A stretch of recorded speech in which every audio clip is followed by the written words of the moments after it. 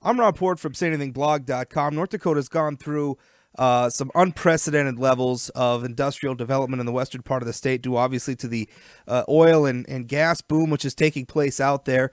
But that has obviously led to some issues with balancing, the various property rights that exist out there, not just the property rights of those who own mineral rights, who want them obviously developed so that they can make money, but some of the property rights of the people who own property around the development. Somebody who has been speaking out recently about the need to perhaps implement some policy to find that balance is Representative Kenton Onstad. He's a Democrat from Parshall, which is of course, in the oil patch. Representative Onstad, I saw some of your comments to the media recently about this issue. Do you have specific legislation in mind to address this? Well, we've been putting legislation forward since 2007, and making headways to deal with this. You have to remember one of probably the most impacted individuals is the surface owners from the location. It's whether they have minerals or not. They're probably the most impacted person, and it keeps coming back and back again. And so, assuming that you're not a mineral owner, what's part of this? One, they get 20 days headway, a notice that we're going to drill on your property. That did get changed. The time when they step foot on that property, we would like to change that to proper notice when the well is permitted. When the well is permitted, that's the time when they get an opportunity to weigh in on the discussion. If they have any concerns in front of the Industrial Commission, that's the time that it should take place. So we're looking at the notification process to landowners. The second thing we're looking at is, and we did get it passed, was annual payments.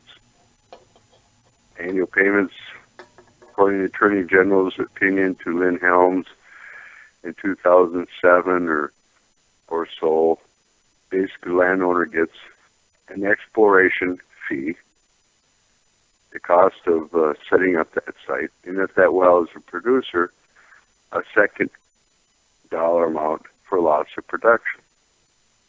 Prior to 2 years ago, that was always just a lump sum.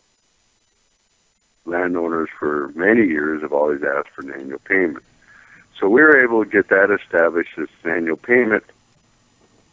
Is it negotiable? It is negotiable, but it's heavy weighted on the oil company's side.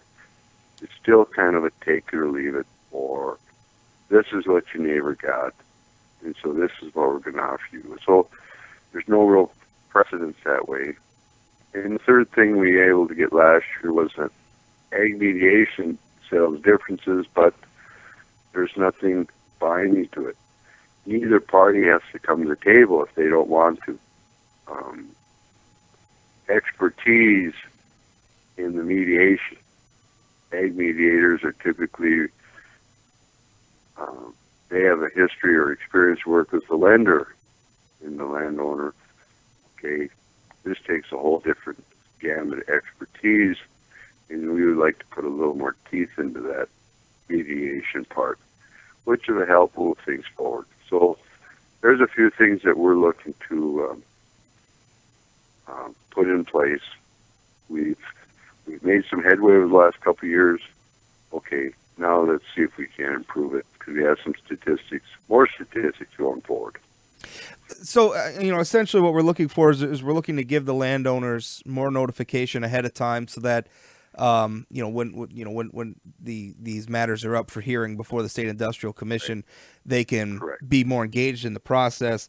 You're also looking at increasing some of the fees that they're getting now.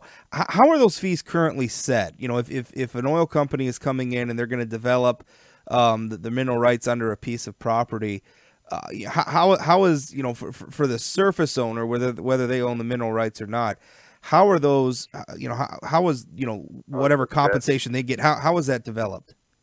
Basically, it was set up the fact that it was probably 2 to 3 times what the land was worth. Okay, And so if the land is $1,000, $2,000 was paid to that landowner for utilizing that land. The landowner will say to that oil company, but my land isn't for sale. You are buying an outlet. It's a whole different gambit than going in and saying, we're just going to set up here for a little while. You're going to set up here for 30, 40, 50 years. So they take that land value and they go back and place there's an average of about 15 years, which is going to be longer than that. So if you look at some current land value, or not land, but farm profits, for example, and you can go back over the last 5 years, lump those together, and that 5 acres, if it's $300 an acre or $600 an acre, whatever that average is to that landowner, okay, take that times the 5 acres, or the total amount of that is taken out of production. Let's make that the annual payment. We have no formula that sets the basis for that. And it's different from site to site.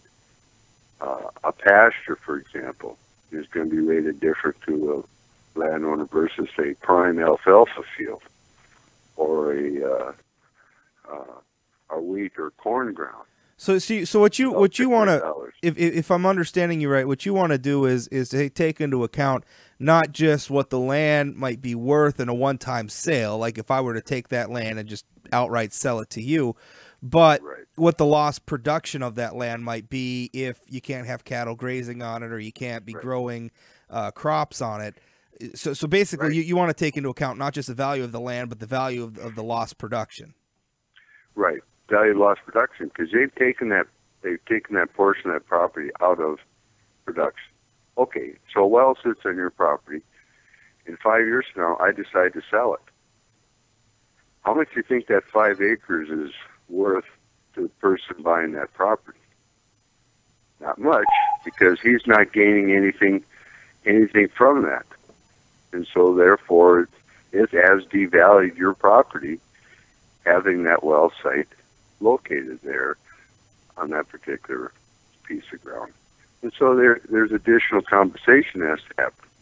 The other thing we have to look at is that these gravel roads, they're not wet all day long, or the dust.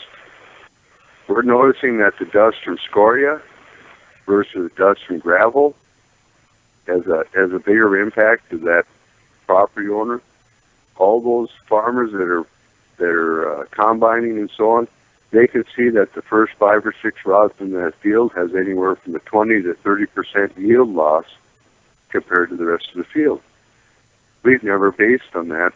We have no basis to look at that as far as compensation goes. So what's adequate?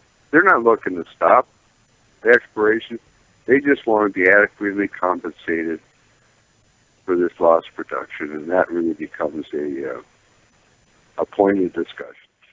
So if we can't, go ahead. Oh, my question was going to be what, I mean, you say you've been working on this for several sessions now. I mean, have you tried to pass any of these in the past? What do you think the chances are, in the upcoming session?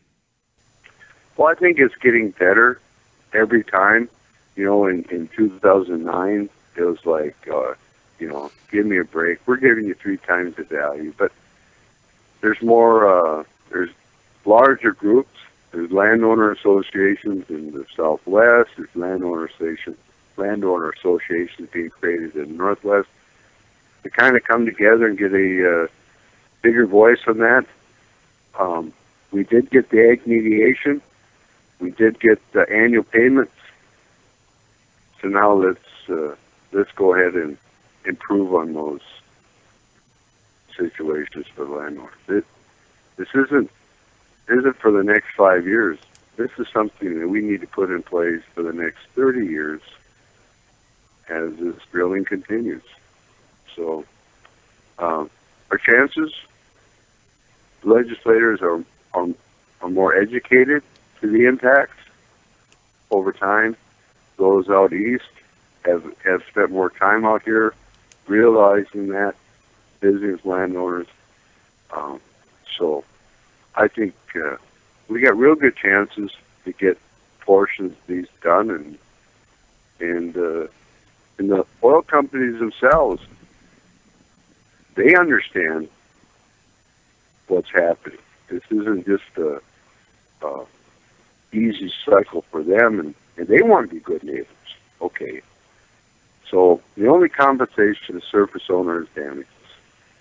Whether they have minerals or they don't have minerals, you're taking away their livelihood.